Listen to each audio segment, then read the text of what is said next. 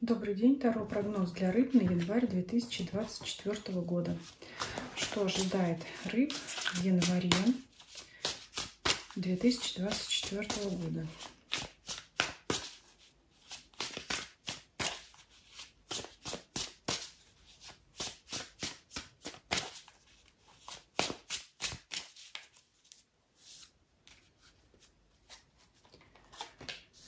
Атмосфера месяца.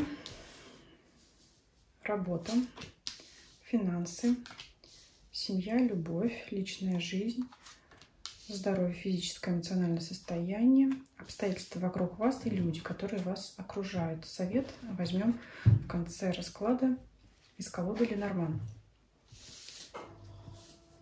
Так, атмосфера месяца. Семерка кубков. Мечтательная. Состояние, настроение, погруженность в себя, в свои мысли. Но я думаю, что в целом вашему знаку зодиака это присуще. Если брать основные характеристики знака зодиака рыбы в таком классическом понимании, то есть это мечты. Мечты. Конечно, это будет влиять на все сферы. Все сферы жизни. Давайте посмотрим. Ну, вообще такой мягкий эмоциональный настрой, и посмотрим, как это будет касаться напрямую различных сфер деятельности. Конечно, я думаю, вы уже поняли, что по колесу фортуны грядут перемены в плане работы, в плане карьеры. И, скорее всего, я думаю, что раз у вас такой мечтательный настрой, у кого-то вообще может исполниться мечта, исполниться желание в данной сфере. Кто-то может наконец найти желаемую работу, а кто-то может все еще перебирать варианты, возможные предложения о новой работе, искать для себя вариант лучше. Если смена работы не входит в ваши планы, это... Вы знаете, как изменения, все равно изменения затронут глобально эту сферу деятельности, и вы будете думать и мечтать о том, как это будет для вас лучше или хуже. Но, конечно, ваши мечты более направлены в позитивную сторону, в положительном ключе. Это в вашей голове так сценарий развивается. То есть вы будете мечтать, представлять о том, как эти изменения улучшат вот эту сферу вашей жизни. Но все это так пространно и туманно. Давайте посмотрим, попробуем уточнить конкретно, что это за изменения такие. Рыцарь жезлов. Нововведение, различные новшества. Старое отметаем, новое, значит, начинаем применять, чего бы это ни касалось. И, может быть, расширение сфер деятельности, закрытие, значит, одного направления деятельности, начало других направлений каких-то. Это различная модернизация, может быть, в плане компьютерных технологий, все, что связано с ускорением вашей деятельности, ускорением работы, потому что и масть жезловая, которая требует энергии, активности, и колесо, которое крутится, да, то есть постоянно. Возможно, вам потребуется ускориться в вашей работе. Вот что-то такое. Но все равно будете мечтать и воображать, как эти изменения, какие они повлекут за собой результаты, да, какое они окажут воздействие на эту сферу. Давайте еще дополним, что там за мечты, да, о чем вы еще будете воображать. Четверка мечей. Ну, об отпуске будете мечтать. Может, кто-то думает, давайте уже быстрее, когда это все прокрутится, и когда там у меня по графику отпуск. Мечтать об этом, об отпуске, об отдыхе, вот что тут может быть, да. Ну, могу так сказать, сама по себе работа, деятельность вряд ли вас будет сильно интересовать. У вас там свое в голове, ну, вот скорее ближе, да, мечты об отпуске, чем о самой работе. Будете думать, когда этот период уже наконец пройдет, когда там уже наступит лето или какой-то другой период, когда у вас запланирован отпуск, отдых или тот период, на который приходится меньшая часть вашей работы и, может быть, на тот период, когда не бывает авралов. Вот такое. Давайте посмотрим финансы. Финансы претерпевают. Вас тоже тут какие-то серьезные изменения. Давайте посмотрим.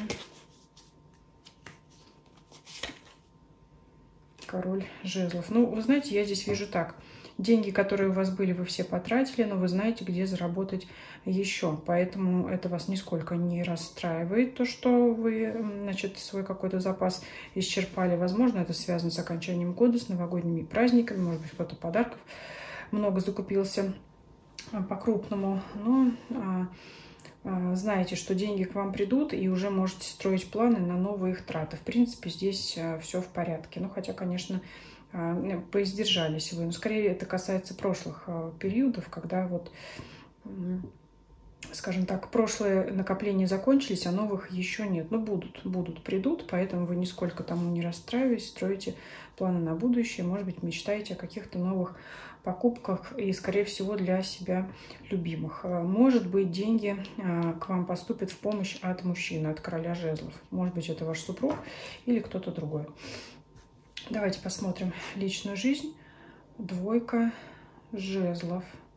Для тех, кто не в паре, это возможность выбора из двух партнеров, да, из двух вариантов. Можете думать, мечтать, представлять, кто вам лучше подойдет. Это касается мужчин и женщин, да.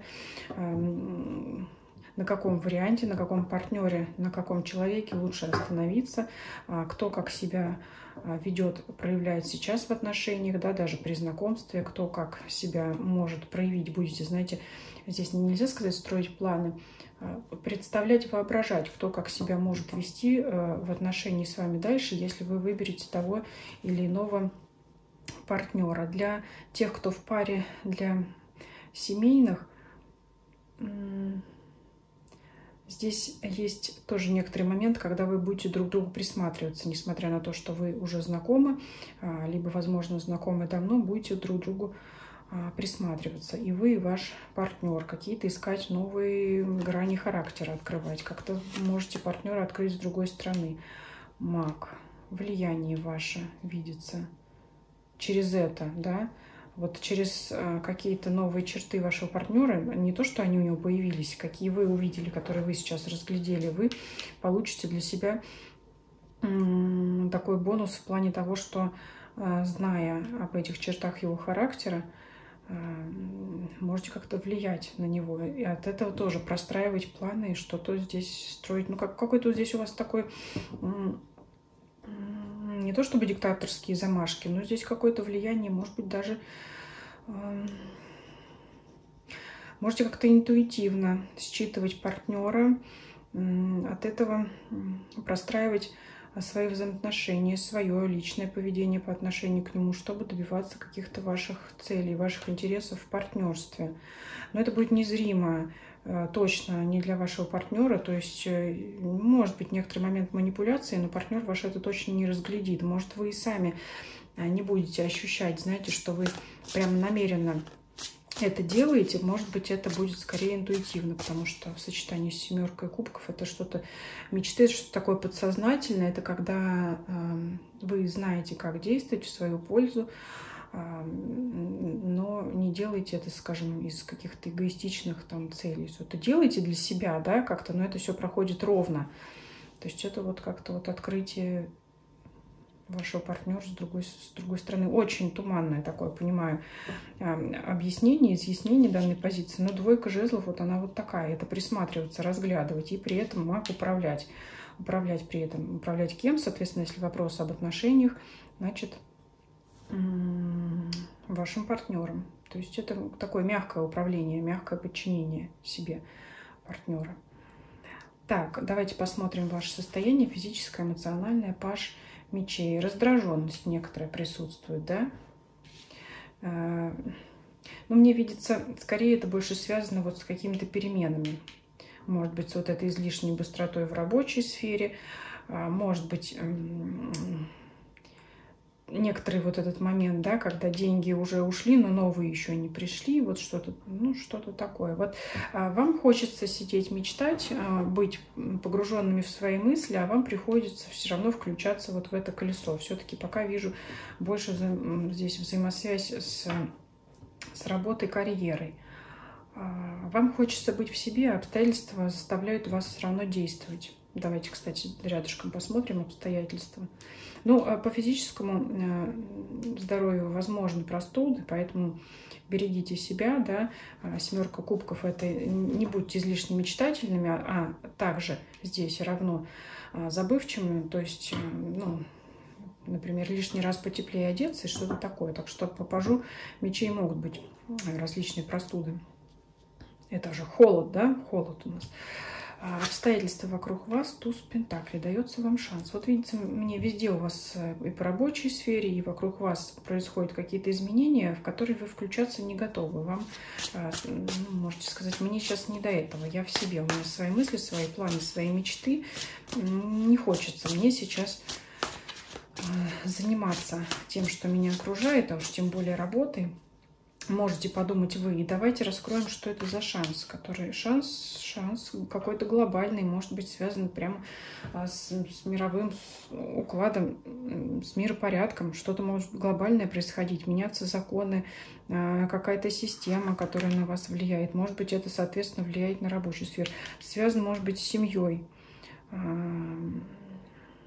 Это законодательство, опять же, да, касательно семьи. Может быть, это какие-то, я не знаю, льготы, пособия, какие-то новые условия, какие-то шансы еще связаны с этим. Мир — это еще такой широкий взгляд, может быть, расширение семьи. Вряд ли здесь прибавление в семействе, больше, знаете, как возможность увидеться с родственниками дальними или теми, с кем вы давно не виделись. Вот еще что.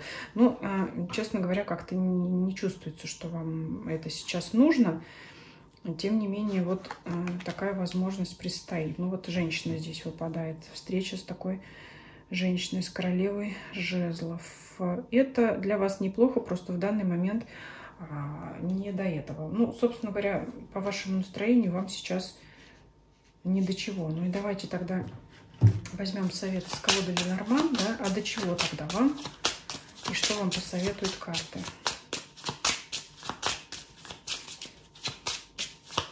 Ну, такая, можно сказать, полная погруженность в себя, за исключением сферы любовно-романтической, потому что здесь вы как-то все равно будете включаться в жизнь, в отношения в этом смысле и будете на партнера вашего влиять. Хорошо это или плохо, можете потом написать мне в комментариях. Вообще плохого здесь ничего не вижу, но именно вот все-таки показывает влияние на вашего партнера. Так, совет для вас. Карта змея. Интересно. Интересно. Давайте раскроем. Ну, здесь все-таки скорее мудрость выпадает, нежели чем различные негативные аспекты. Все-таки дерево — это корни, это что-то крепкое, поэтому змея здесь проявляется, я думаю, все-таки в качестве такой характеристики, как мудрость ваша. Вот вам следует положиться, значит, на свой опыт, на свою семью. Все-таки карта, да, советует обратиться к сфере личных взаимоотношений, проявить здесь какую-то мудрость. Видно, вам она здесь понадобится. Вот, может быть, здесь кроется и ответ, что это за влияние на вашу вторую половину. Может быть, вот именно исходя из опыта и вот времени прожитых совместных лет, что-то вот здесь будет такое мудрое, семейное. Знаете, здесь еще как совет, может быть, не отмахиваться от встречи вот с кем-то из ваших вот этих родственников. Может оттуда быть вам мудрый совет. В любом случае, совет, обратите внимание все-таки на семейную сферу супруга, супруги, любимого вашего человека и вот ваших близких родственников. Поэтому здесь, конечно, если все идет лесом, да, все в сад, ну, раз вам так хочется, пожалуйста, кроме самых близких вам людей, вот с ними поддерживайте эту крепкую связь. Так вам советует здесь Ленорман. Я думаю, на этом мы расклад завершим. Спасибо вам за просмотр, пишите ваши комментарии. Ставьте лайк, если видео понравилось. Не забывайте подписываться на мой канал здесь и на других площадках. И смотрите на меня на тех платформах, где вам удобно. Ссылочки все есть в описании к видео. Если вы думаете, что данный расклад может оказаться интересным или полезным для ваших друзей или знакомых, обязательно делитесь им с ними. И всем спасибо за просмотр. Всем до свидания.